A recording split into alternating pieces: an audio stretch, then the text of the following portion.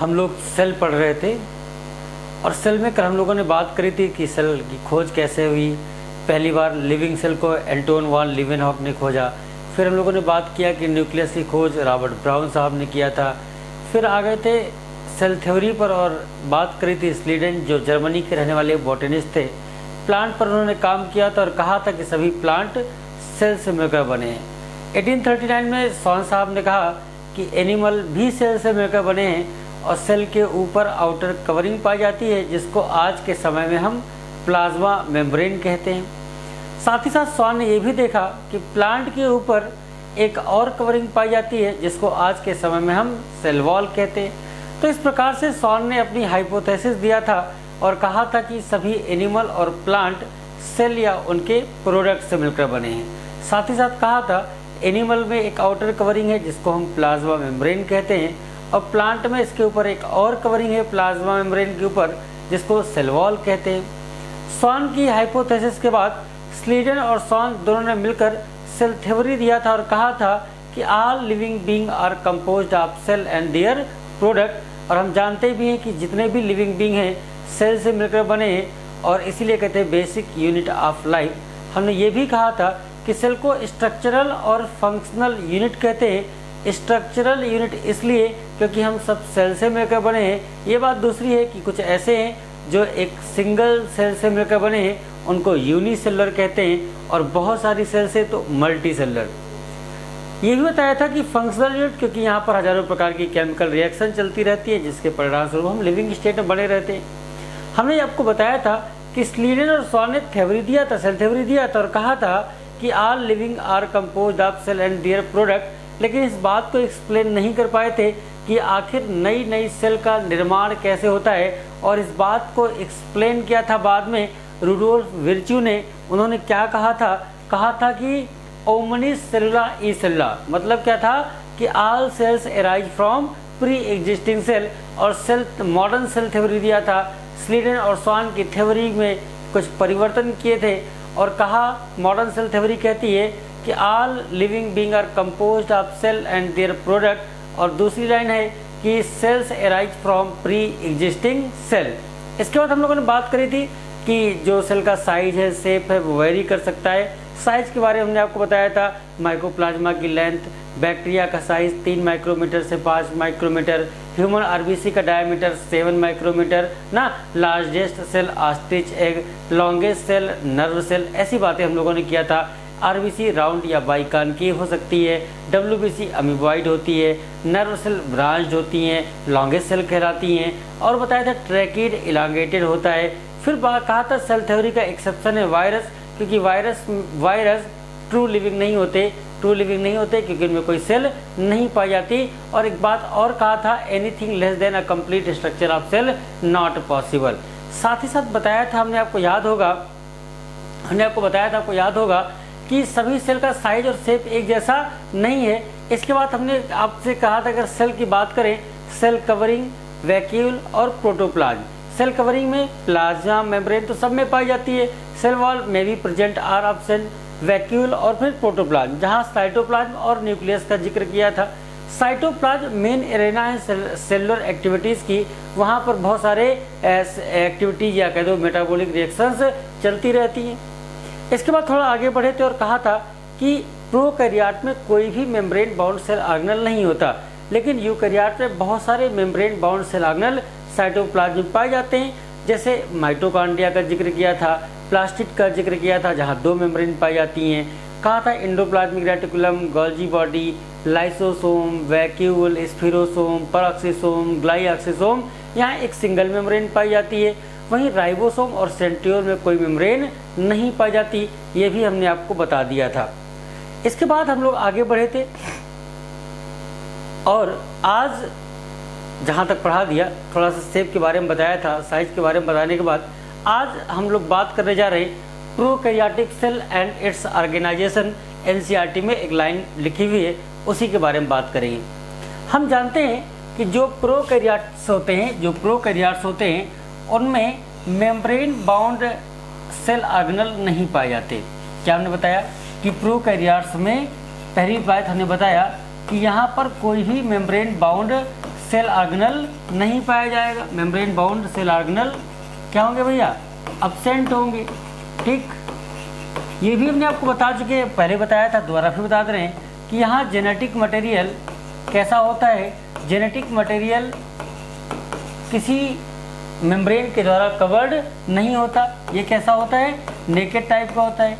यहाँ जो genetic material DNA है, हमने आपको बताया था कैसा होता है, एक तो डबल स्टैंडर्ड होता है और दूसरा सर्कुलर होता है। ये बात भी हम लोग कर चुके हैं। ठीक, तो जेनेटिक मटेरियल जो यहाँ पर होता है वो किसी मेम्ब्रेन के द्वारा कवर्ड नहीं होता और कैसा होता है, डबल स्टैंडर्ड होता है और सर्कुलर होता है।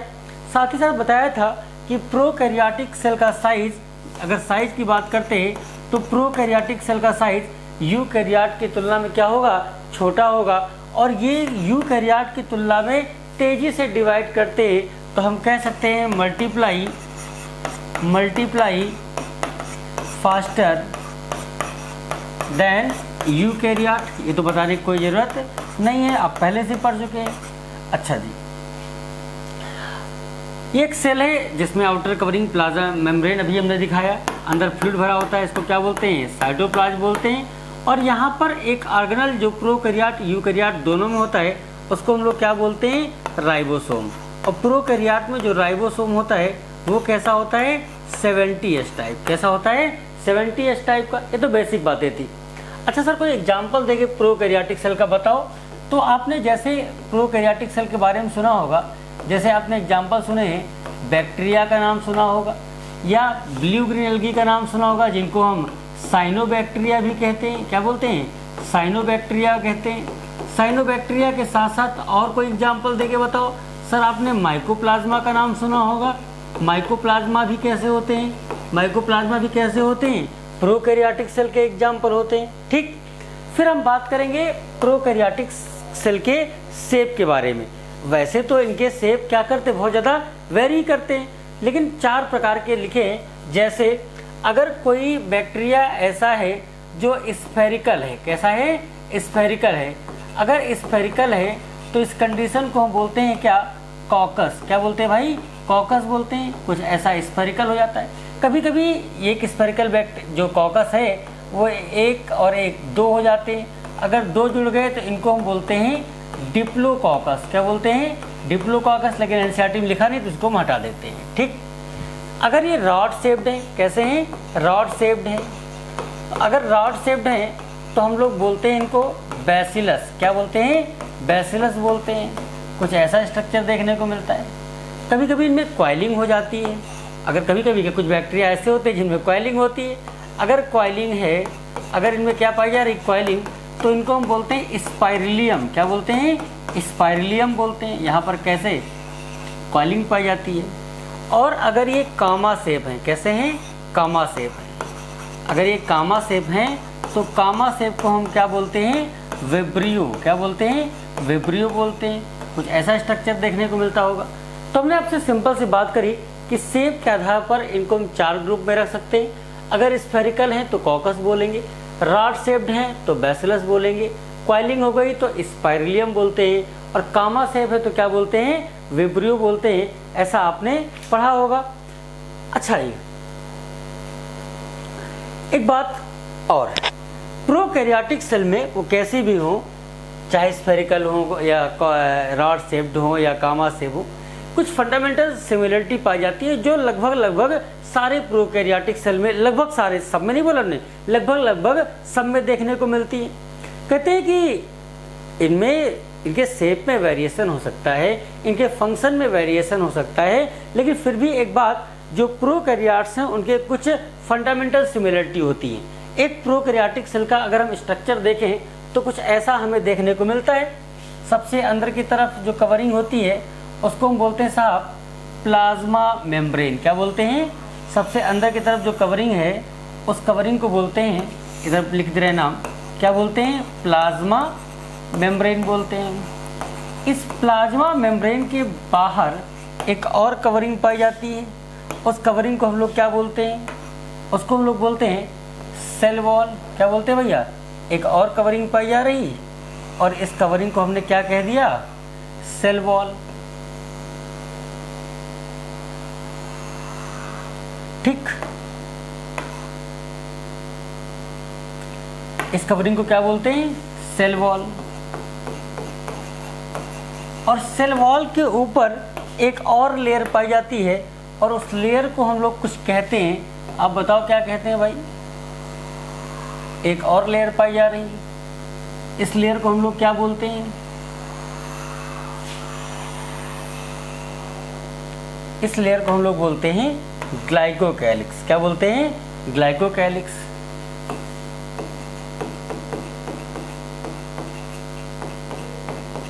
तो सेल एनवेलप में हम लोग 3 बातें पढ़ते हैं। क्या क्या पढ़ते हैं? सबसे बाहर की तरफ ग्लाइकोकैलिक्स, उसके बाद सेल वॉल, सबसे अंदर की तरफ जो लेयर है इस लेयर को हम लोग क्या बोलते हैं? Plasma membrane. अच्छा, याद रखना, एक बात पढ़ चुके हैं कि प्लाज्मा मेम्ब्रेन, अभी आगे भी पढ़ेंगे, चाहे प्रोकैरियोट की हो या यूकैरियोट की, हमेशा कैसी होती है? Selectively permeable. कैसी होती है? Selectively permeable. सर, ये सेलेक्टिवली परमेबल का मतलब क्या होता है? सेलेक्टिवली परमेबल का मतलब होता है एक ऐसी लेयर जो सभी सॉल्वेंट को मेम्ब्रेन को क्रॉस करने में मदद करेगी, सबको जाने देगी, मदद नहीं करेगी, सबको जाने देगी, लेकिन सभी सल्यूट को नहीं जाने देगी, उन्हीं को जाने, कुछ सेलेक्टेड सल्यूट को जाने देगी। क्या? कुछ सेलेक्टेड सल्यूट को ही जाने देगी, सारे सल्यूट को क्रॉस नहीं करने देगी। तो हमने कहा कि सेलेक्टिवली परमेबल मेम्ब्रेन का मतलब है कि सभी सॉल्वेंट तो जा सकते हैं, लेकिन सारे सल्यूट इस मेम्ब्रेन को क्रॉस नहीं कर पाते। सर, ये प्लाज्मा मेम्ब्रेन बनी किसकी होती है? तो प्लाज्मा मेम्ब्रेन मेनली बनी होती है किसकी? लिपिड की, और साथ में क्या होता है? प्रोटीन होता है।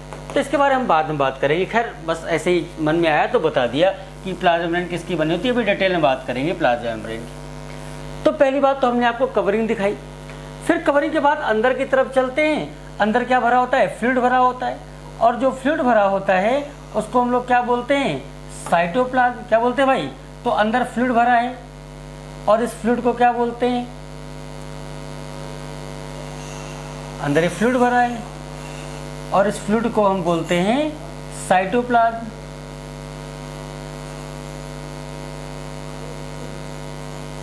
समझ गए होंगे?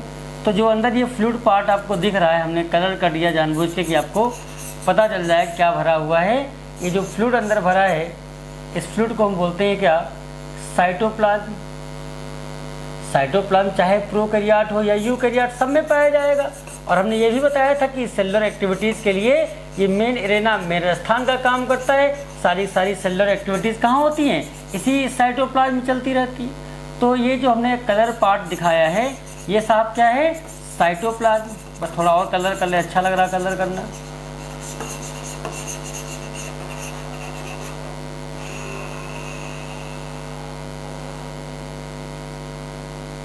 ठीक, तो ये हो गया क्या?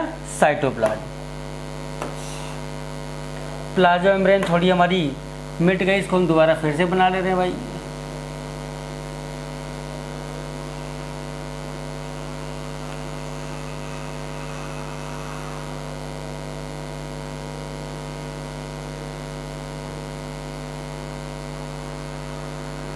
ये लेयर है प्लाज्मा। तो ये क्या है? साइटोप्लाज्म। चलो आगे बढ़ते हैं। इस साइटोप्लाज्म हमने आपसे बताया था थोड़ी देर पहले कि कोई न्यूक्लियर मेम्ब्रेन तो पाई नहीं जाती। जो जेनेटिक मटेरियल होता है वो क्या होगा? जेनेटिक मटेरियल क्या होगा? सर्कुलर डीएनए होता है, और डीएनए कैसा होता है? Double standard. तो ये क्या है? ये क्या है? Genetic material. और इस जेनेटिक मटेरियल क्या है? यहाँ पर जेनेटिक मटेरियल क्या है? डीएनए है। और डीएनए कैसा, मैंने आपको बताया? सर्कुलर। कैसा है? सर्कुलर डीएनए है भाई। ठीक, क्या किसी मेम्ब्रेन के द्वारा कवर्ड है? नहीं सर, किसी मेम्ब्रेन के द्वारा तो कवर्ड नहीं दिख रहा है। ठीक, चलो आगे बढ़ते हैं। इसके साथ साथ हमने आपसे बताया थोड़ी देर पहले कि यहाँ पर पाए जाते हैं राइबोसोम। क्या पाए जाते हैं? राइबोसोम। चलो यहाँ पर राइबोसोम बनाते हैं। राइबोसोम तो खूब सारे पाए जाते हैं। और राइबोसोम कैसे होंगे? यहाँ पर राइबोसोम कैसे होते हैं? 70S type. राइबोसोम्स कैसे होते हैं? 70S टाइप के होते हैं। एक बात और, अभी मेम्ब्रेन पर नहीं चल रहे हैं, अंदर की बातें कर रहे हैं। कहते हैं इस मेन डीएनए के अलावा यहाँ और डीएनए के स्ट्रक्चर पाए जाते हैं, डीएनए पाए जाते हैं। एक उनको बोलते हैं प्लाज्मिड। और वो भी कैसे होते हैं? सर्कुलर। इनकी संख्या एक से ज़्यादा हो सकती है। ये क्या है? प्लाज्मिड। और प्लाज्मिड के बारे में हम बताते हैं कि इनको कहते हैं एक्स्ट्रा क्रोमोसोमल जेनेटिक मटेरियल। क्या बोलते हैं? एक्स्ट्रा क्रोमोसोमल जेनेटिक मटेरियल बोलते हैं। ये प्लाज्मा मेम्ब्रेन हमें दिखाई थी, हमने दोबारा थोड़ा फिर से बना दे रहे हैं। ठीक सर, कुछ और पाया जाता है क्या? हाँ, कुछ और भी पाया जाता है राइबोसोम के अलावा। राइबोसोम के अलावा और सर क्या पाया जाता है? कुछ स्पेशल चीज़ यहाँ पर पाई जाती है जो स्टोरेज का काम करती है, और उसको हम बोलते हैं इंक्लूजन बॉडी। क्या बोलते हैं? Inclusion body. अभी बताएंगे इनके बारे में, स्टोरेज का काम कैसे करती है। हाँ, इनमें के ऊपर कोई मेम्ब्रेन नहीं पाई जाती इंक्लूजन बॉडी के ऊपर। ठीक, इसके बाद प्लाज्मा मेम्ब्रेन पर चलते हैं। होता क्या है कि प्रोकैरियोट्स में प्लाज्मा मेम्ब्रेन की फोल्डिंग से कुछ स्ट्रक्चर बन जाते हैं। प्लाज्मा मेम्ब्रेन की फोल्डिंग से कुछ स्ट्रक्चर बन जाते हैं।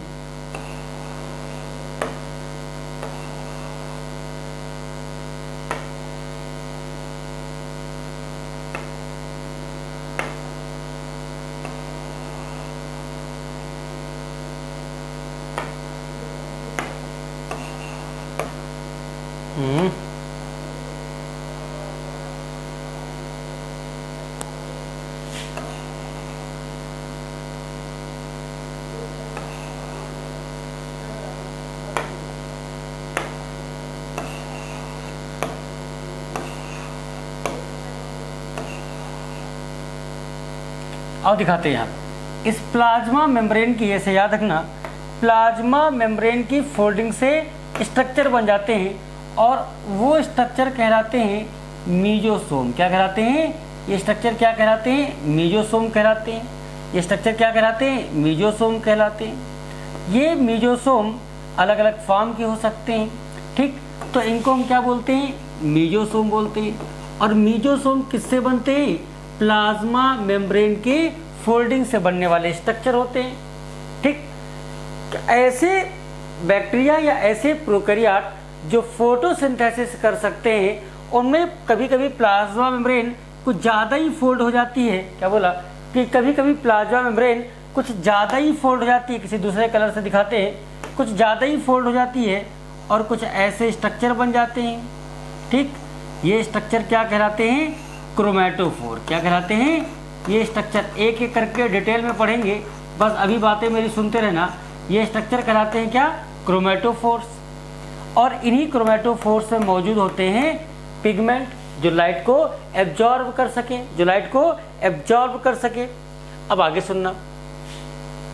सुनना, कहते हैं कि प्लाज्मा मेम्ब्रेन से कुछ धागे नुमा स्ट्रक्चर निकलते हैं और इन स्ट्रक्चर्स को हम बोलते हैं फ्लैजेला। और फ्लैजेला के कितने पार्ट होते हैं? 3 पार्ट, बेसल बॉडी, हुक और फिलामेंट। अभी इनके बारे में हम लोग जिक्र करेंगे। इनको हम लोग क्या बोलते हैं? फ्लैजेला बोलते हैं। ठीक, फ्लैजेला के साथ साथ प्लाज्मा मेम्ब्रेन से कुछ और धागे नुमा स्ट्रक्चर निकलते हैं और उन स्ट्रक्चर्स को हम कहते हैं, यहाँ बना दे रहे हैं, ये स्ट्रक्चर बिल्कुल वैसे ही होते हैं जैसे टूथब्रश होती है और इन स्ट्रक्चर्स को कहा जाता है फिम्ब्री। क्या बोलते हैं इनको? फिम्ब्री। फिम्ब्री के साथ साथ कुछ इलांगेटेड स्ट्रक्चर थोड़ा सा बड़ा हो जाता है और उस स्ट्रक्चर को हम बोलते हैं, कुछ ऐसा स्ट्रक्चर देखने को मिलता है और इसको हम बोलते हैं पिलाई। क्या बोलते हैं? पिलाई बोलते हैं। तो पूरे प्रोकैरियोट में हमको इतनी चीज़ों के बारे में आगे पढ़ना है किसी प्रोकैरियोटिक सेल को समझने के लिए। सबसे पहले कवरिंग का जिक्र किया था, glycocalyx, cell wall, plasma membrane. फिर हम लोगों ने बात किया अंदर पानी भरा है, पानी को साइटोप्लाज्म कहते हैं। प्लाज्मा मेम्ब्रेन की फोल्डिंग से स्ट्रक्चर बन जाते हैं जिनको मीजोसोम कहते हैं। और ज़्यादा फोल्डिंग हो गई, फोटोसिंथेटिक अगर हैं जो अपना भोजन स्वयं बना सकते हैं तो उनमें क्रोमैटोफोर पाए जाते हैं। फिर बताया कि जेनेटिक मटेरियल डीएनए होगा, सर्कुलर होता है, डबल स्टैंडर्ड होता है और बात करेंगे अभी किसी न्यूक्लियर इन्वेलप के द्वारा कवर्ड नहीं होता। फिर हम लोग बात कर रहे कि कुछ और डीएनए के टुकड़े होते हैं वो भी सर्कुलर होते हैं, उनको हम प्लाज्मिड कहते हैं। इस प्लाज्मा मेम्ब्रेन के एक्सटेंशन से कुछ स्ट्रक्चर निकलते हैं जो चलने फिरने में मदद करते हैं, उनको हम फ्लैजेला कहते हैं। फिर हम लोगों ने बात करी फिम्बरी की, और फिर बात करेंगे किसकी, पिलाई की। इस पूरे चैप्टर में, इस पूरे टॉपिक में जो प्रोकैरियोटिक सेल है, हमको इसमें इसके में खाली इतना ही पढ़ना है। और स्टार्ट करते हैं। सबसे पहले हम कवरिंग बताए थे, तो कवरिंग से ही स्टार्ट करते हैं। तो हमारा अगला टॉपिक है जो हम पढ़ने जा रहे हैं, उसको हम क्या पढ़ने जा रहे हैं, सेल इनवेलप। क्या पढ़ने जा रहे हैं भाई, सेल कवरिंग पढ़ने जा रहे हैं। और आप सोच के बताओ कि सेल कवरिंग में कितनी लेयर पढ़ा था हम लोगों ने, 3 लेयर पढ़ा था। सबसे बाहर की तरफ क्या पढ़ा था, अभी क्या डायग्राम बनाया था, ग्लाइकोकैलिक्स। क्या बनाया था भाई, ग्लाइकोकैलिक्स। और ग्लाइकोकैलिक्स के बाद हम लोग क्या पढ़ेंगे, सेल वॉल के बारे में। किसके बारे में, सेल वॉल के बारे में। और सेल वॉल के बाद हम लोग क्या पढ़ेंगे, प्लाज्मा मेम्ब्रेन के बारे में। किसके बारे में, प्लाज्मा मेम्ब्रेन के बारे में। तो हमको सेल एनवेलप में इतनी बातें पढ़नी है। अच्छा जी, वैसे तो ये 3 अलग अलग लेयर हैं, तीनों के केमिकल कंपोजिशन अलग है, तीनों का अलग अलग काम है, लेकिन तीनों का अगर कंबाइंड काम पूछा जाए तो ये तीनों काम करते हैं कैसे, ये तीनों मिलकर काम करते हैं सेल को प्रोटेक्शन देने का सिंगल प्रोटेक्टिव लेयर। कैसे काम करते हैं, सिंगल प्रोटेक्टिव लेयर के तौर पर काम करते हैं। कौन, ग्लाइकोकैलिक्स, सेल वॉल और प्लाज्मा मेम्ब्रेन। हमने फिर बता रहे हैं, हमने कहा इन तीनों का केमिकल कंपोजिशन अलग है, इन तीनों के काम अलग हैं, लेकिन फिर भी अगर आपसे पूछ लिया जाए कि इन तीनों का कंबाइंड काम क्या होगा, तो इन तीनों का कंबाइंड काम क्या बता दोगे, इन तीनों का कंबाइंड काम है सेल को, बैक्टीरियल सेल को प्रोटेक्शन प्रदान करना।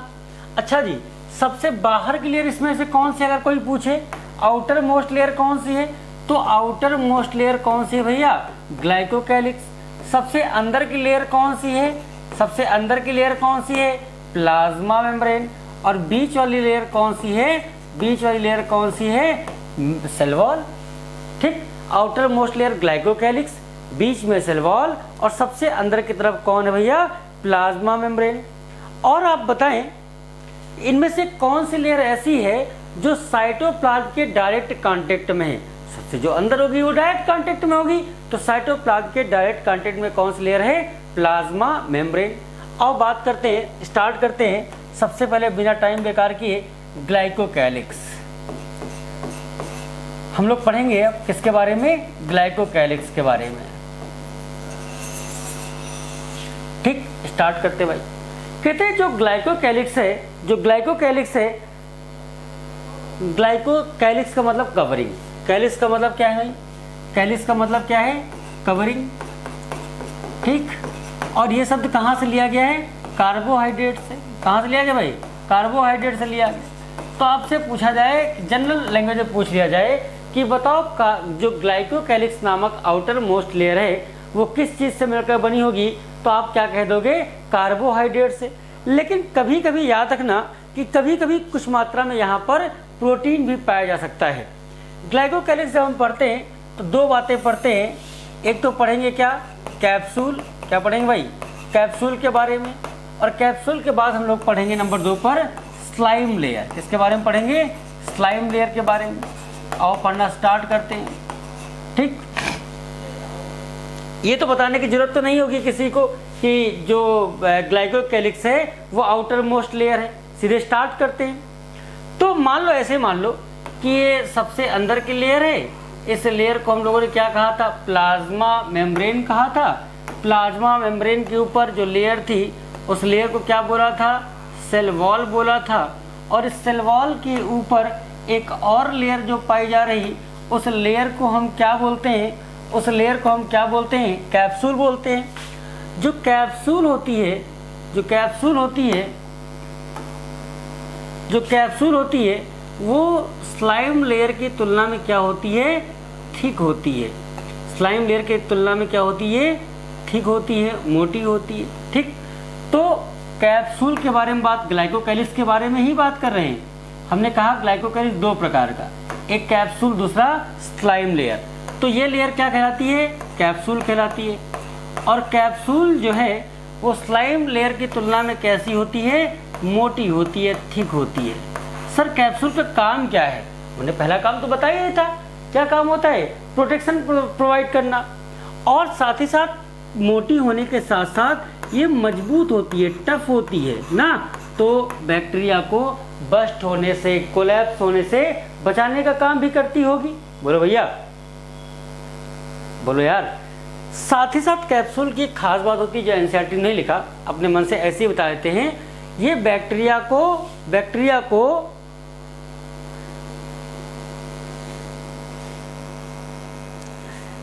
को डिजीज कॉज करने की क्षमता देते हैं। कैप्सूल क्या करते हैं? डिजीज कॉजिंग एबिलिटी देते हैं भैया, डिजीज कॉजिंग एबिलिटी देते हैं। ये लिखा नहीं, बस ऐसे ही बता दिया। दूसरी लेयर के बारे में चलते हैं, चलो भाई और बात करते हैं स्लाइम लेयर के बारे में। वही पुरानी बात, सबसे अंदर की तरफ क्या होगा? Plasma membrane. इस प्लाज्मा मेम्ब्रेन के बाहर की साइड क्या होगा? इसके बाहर की साइड क्या होगा? अरे बोलो यार, सेल वॉल। सर वहाँ पर सेल वॉल तो पतली बनाई थी, यहाँ मोटी क्यों बना दिया? लो भाई, यहाँ भी मोटी कर दे रहे हैं थोड़ी सी, खुश रहो।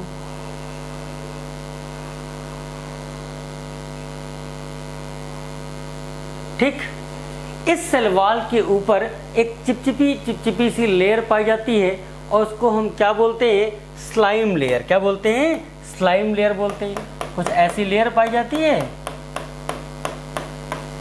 इस लेयर को हम क्या बोलते हैं? Slime layer. अब ध्यान से देख के बताओ, स्लाइम लेयर ज्यादा मोटी दिख रही कि कैप्सूल ज्यादा मोटा दिख रहा? अरे कैप्सूल ज्यादा मोटा दिख रहा, ये तो पतली सी लेयर खाली दिख रही है हमको। तो ये लेयर कौन सी भैया? ये लेयर कौन सी है?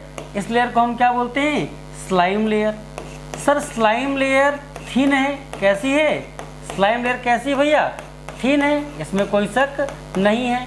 असल मदद क्या, काम क्या होगा? ये मदद करती है किसी से चिपकने में, एडहेशन में। आप नीट का सवाल सॉल्व करना, अनसॉल्व्ड या पीवाईक्यू सॉल्व करना, आपको मिल जाएगा। स्लाइम लेयर का काम क्या है? तो आप क्या कह दोगे? स्लाइम लेयर मदद करती है किसमें? चिपकने में मदद करती है। बोलो भैया। अच्छा जी, जो स्लाइम लेयर है क्या वो भी टफ होती है? क्या वो भी टफ होती है? अरे थिन लिखा था, ठीक है, ये टफ नहीं, ये टफ नहीं होती, थिन होती है, साथ में एक लूजली अरेंज होती है। ऐसा आपको बताएं, जो कार्बोहाइड्रेट पॉलीसेकेराइड हैं वो लगता है लूजली अरेंज हैं। बोलो यार। तो दोबारा एक बार फिर से बोल दे रहे हैं, मैंने बताया कि ग्लाइकोकैलिक्स जो आउटर मोस्ट कवरिंग है, क्या बोला? ग्लाइकोकैलिक्स क्या है? आउटर मोस्ट कवरिंग है। ठीक, ग्लाइकोकैलिक्स का मतलब कवरिंग, आवरण। ग्लाइको शब्द कार्बोहाइड्रेट पॉलीसेकेराइड से लिया गया, हालांकि कुछ प्रोटीन भी पाए जा सकते हैं। इसको दो भागों में डिवाइड कर लिया, कैप्सूल और स्लाइम लेयर। जो कैप्सूल है वो थिक होती है, टफ होती है और बैक्टीरिया को डिजीज कॉजिंग एबिलिटी प्रोवाइड करती है। जब बात करते हैं स्लाइम लेयर की, स्लाइम लेयर कैप्सूल की तुलना में थिन होती है, स्लाइमी होती है, मतलब चिपचिपी सी होती है, और क्या होती है? लूज होती है। ठीक भैया, तो ये बातें किसकी कर रहे थे? ग्लाइकोकैलिक्स। किसकी कर रहे थे? ग्लाइकोकैलिक्स। अब हम लोग बात करेंगे सेल वॉल। किसकी बात करने जा रहे हैं? नेक्स्ट बात हम लोग शुरू करेंगे सेल वॉल। तो हम लोगों ने ग्लाइकोकैलिक्स के बारे में सारी बातें पढ़ी। हमने कहा कि बैक्टीरिया में जो आउटर मोस्ट लेयर है वो कौन सी है? ग्लाइकोकैलिक्स। अगर लूज शीट के फॉर्म में है तो स्लाइम लेयर, और टफ प्रोटेक्टिव कवरिंग के फॉर्म में है तो इसको हम बोलते हैं कैप्सूल। इतनी बातें करी हमने, और ये भी बताया कि जो कैप्सूल है बैक्टीरिया को डिजीज कॉजिंग एबिलिटी देता है, ये बात भी हमने बताई। तो आउटर मोस्ट कवरिंग के बाद, जिसको हम पढ़ चुके हैं, अब सेकेंड लेयर के बारे में पढ़ेंगे। हमने बताया अभी भी थोड़ी देर पहले कि सबसे अंदर की तरफ जो लेयर होती है उसको हम बोलते हैं प्लाज्मा मेम्ब्रेन। उसके ऊपर की तरफ जो लेयर होती है उसको हम बोलते हैं क्या? Cell wall. क्या बोलते हैं भाई? Cell wall. और सेल वॉल के ऊपर लेयर पाई जाती है, सेल वॉल के ऊपर जो लेयर पाई जाती है उसको हम क्या कहते हैं? ग्लाइकोकैलिक्स कहते हैं। ऐसा हमने आपको बताया। तो इस ग्लाइकोकैलिक्स के बारे में सब कुछ हम लोगों ने पढ़ लिया। अब हम दूसरी लेयर के बारे में जिक्र करने जा रहे हैं, जिसको हम कहते हैं सेल वॉल। क्या कहते हैं? Cell wall. आओ भाई, बैक्टीरिया में सेल वॉल कैसी होती है इसके बारे में जिक्र करते हैं।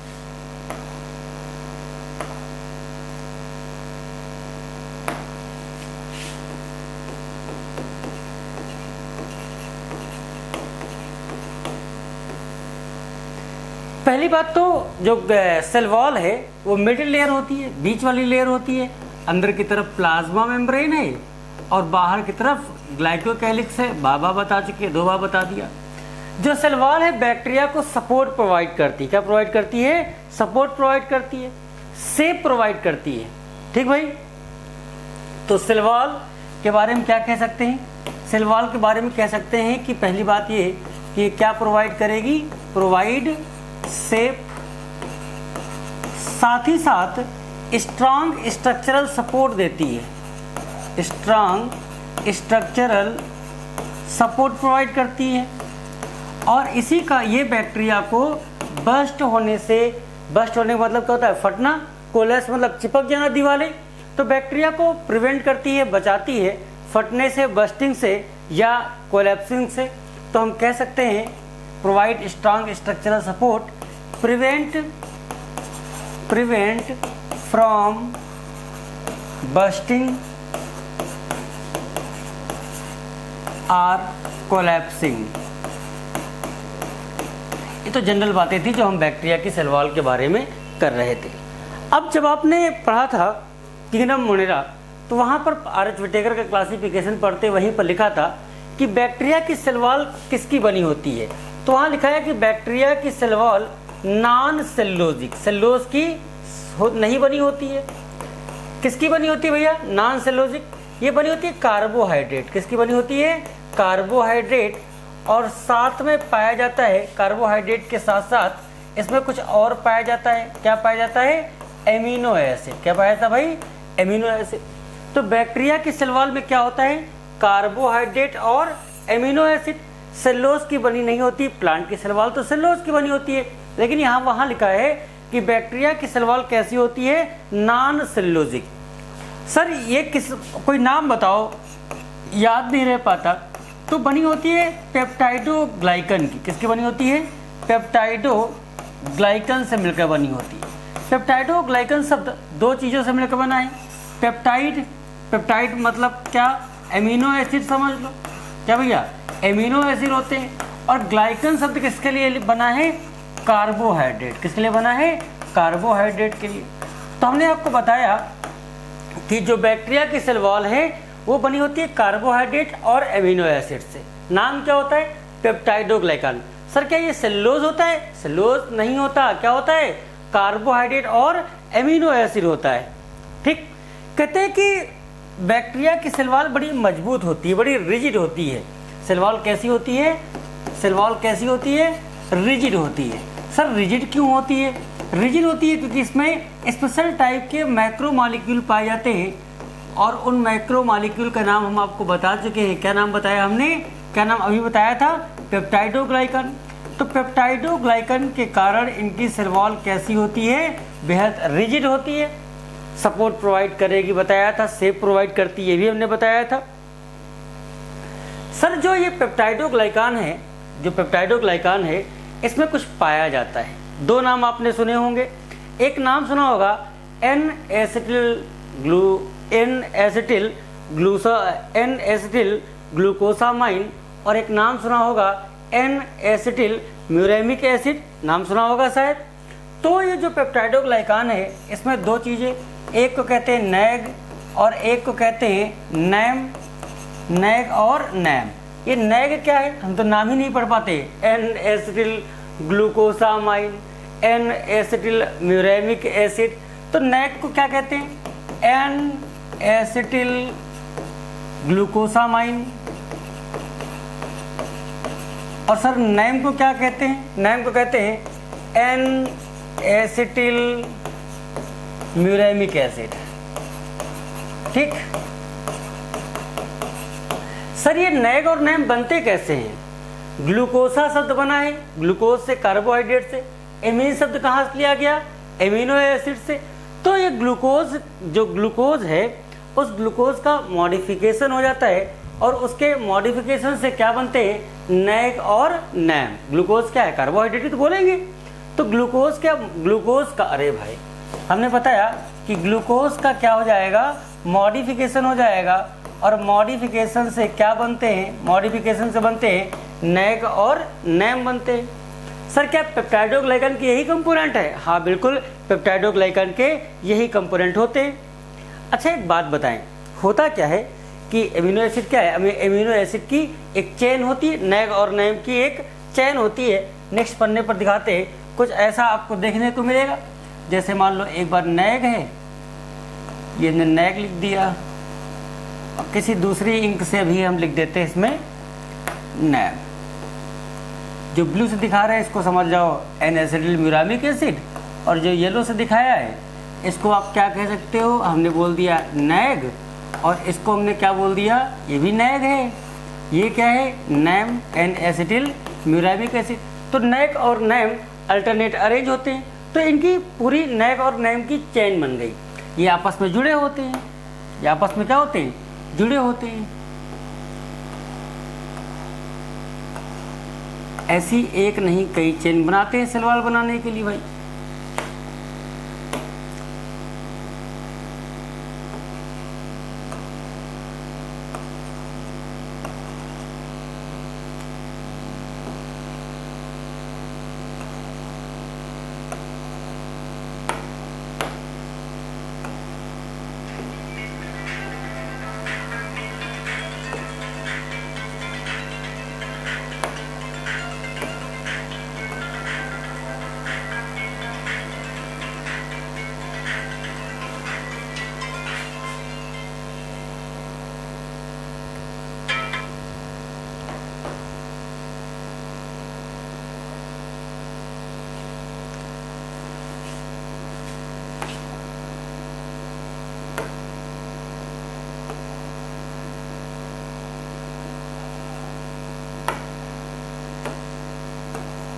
ठीक, अब 3 से हम काम चला लेंगे।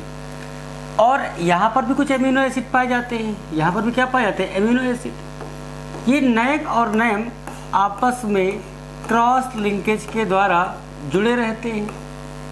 ये नैग और नैम किसके द्वारा जुड़े होते हैं?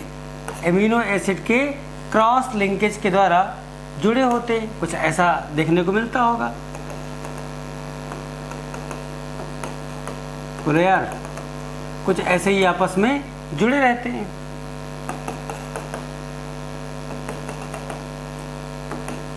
ठीक, तो ऐसी क्रॉस लिंकेज पाई जाती है, और यही मिलकर क्या बनाते हैं? Cell wall. तो हमने एक सिंपल सी भाषा में बताया, ये एनसीईआरटी में दिया, बस ऐसे ही बता रहे थे कि बैक्टीरिया की सेल वॉल पेप्टाइडोग्लाइकान से मिलकर बनी है।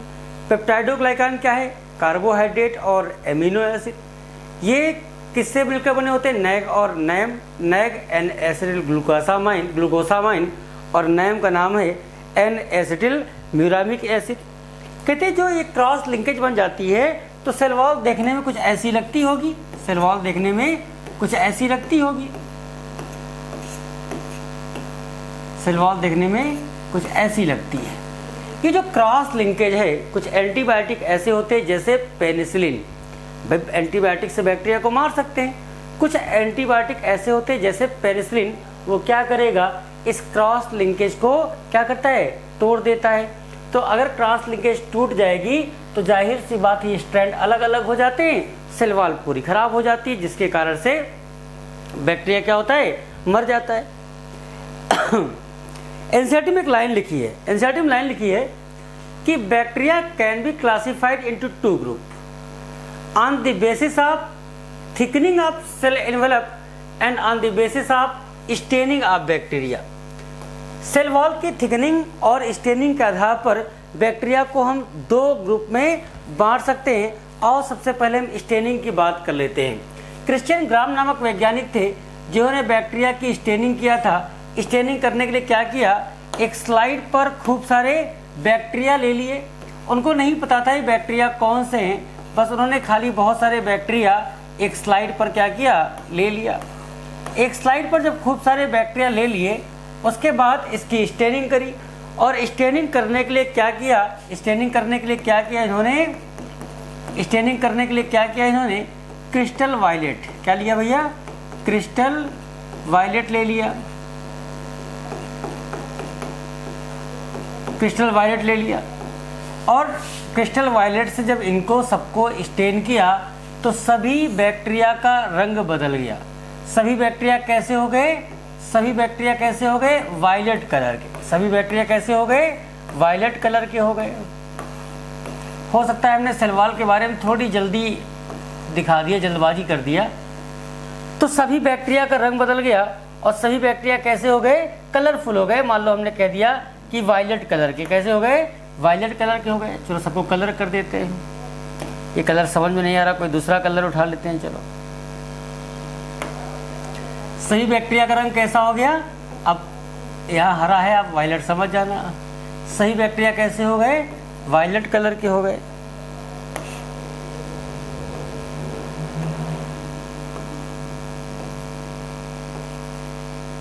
ठीक, स्टेनिंग करने के बाद सही बैक्टीरिया का रंग कैसा हो गया? वायलेट रंग के हो गए। इसके बाद क्या किया? इसकी डी स्टेनिंग करी गई। अब सारे स्टेप अपने सिलेबस में नहीं है, तो बस काम चलाने के लिए हम बता रहे हैं। डी स्टेनिंग करी गई और डी स्टेनिंग करने के लिए क्या काम किया गया होगा? इन सभी बैक्टीरिया को धुल दिया गया। और धुलने के लिए क्या इस्तेमाल कर सकते हैं? डी स्टेनिंग करने के लिए क्या इस्तेमाल कर सकते हैं भाई? डी स्टेनिंग करने के लिए इस्तेमाल कर सकते हैं या तो एथिल अल्कोहल का कर सकते हैं या फिर इस्तेमाल कर सकते हैं एसीटोन का। वैसे सिलेबस में नहीं है तो काम की कोई बात नहीं।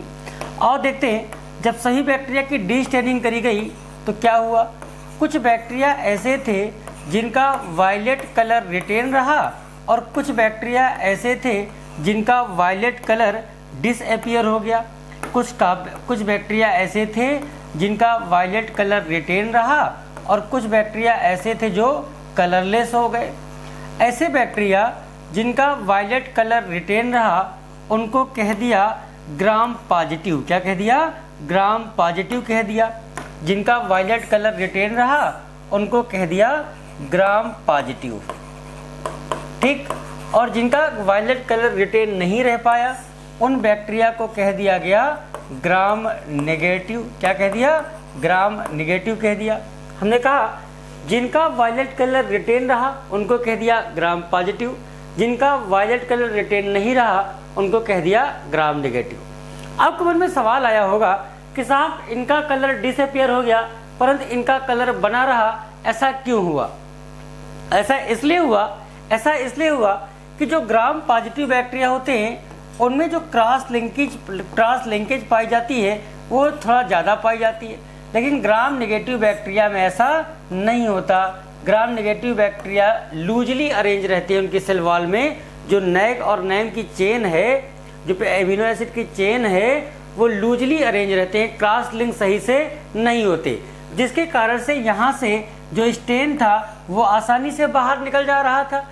लेकिन यहाँ पर चूंकि क्रॉस लिंकेज ज़्यादा थी तो ये स्टेन आसानी से बाहर नहीं निकल पा रहा था।